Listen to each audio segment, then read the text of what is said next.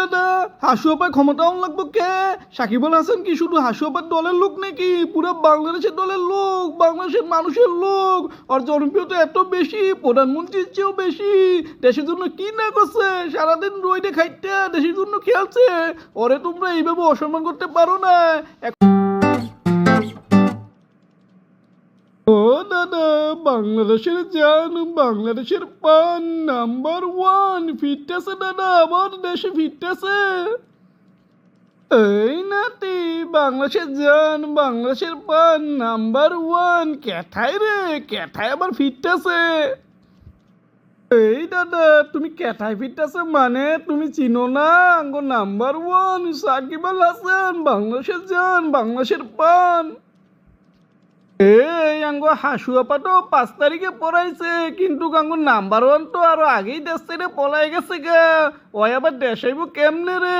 কে হাসুয়াপা কি আবার ক্ষমতা আইছে নাকি রে? এই দাদা, হাসুয়াপায় ক্ষমতা লাগবো কে? সাকিবুল হাসান কি শুধু হাসুয়াপার দলের লোক নাকি? পুরো বাংলাদেশের দলের লোক, বাংলাদেশের মানুষের লোক। আর জনপ্রিয়তা এত বেশি, প্রধানমন্ত্রীর চেয়েও বেশি। দেশের জন্য কি না করছে, সারাদিন রইডে খাইতে দেশের জন্য খেলছে। ওরে তোমরা এইভাবে অসম্মান করতে পারো না।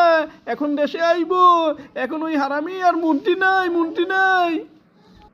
ওরে আমার নাতি রে, যেইভাবে কইতাছস তুই যেমন লাগে দেশের জন্য কষ্ট করতে করতে আঙ্গো নাম্বার ওয়ান মইরা গেছে। ওই হারামি রোডের মধ্যে 3 ঘন্টা খেললা লাখ লাখ টাকা নিত। দেশের গুড়ার ডিম নিছে, গুড়ার ডিম। একটা ট্রফিও তো দেশের জন্য আনতে পারে নাই, আবার বড় বড় কথা কস। এই দাদা, তুমি খেলাগুলা বুঝো না, বেশি কথা কইও না। সাকিবুল হাসান নক্ষত্র, নক্ষত্র, আঙ্গুদেশের নক্ষত্র। হ্যাঁ, নক্ষত্র, নক্ষত্র। যেই নক্ষত্র শুধু নিজের কথাই ভাবে, মানুষ মরে নিজে পিকনিক করে, কারো কোনো কথাই ভাবে না, শুধু নিজে কিভাবে টাকা কামাইবো এই কথা ভাবে। ওই তো নক্ষত্র, কিন্তু বাংলাদেশের নক্ষত্র না।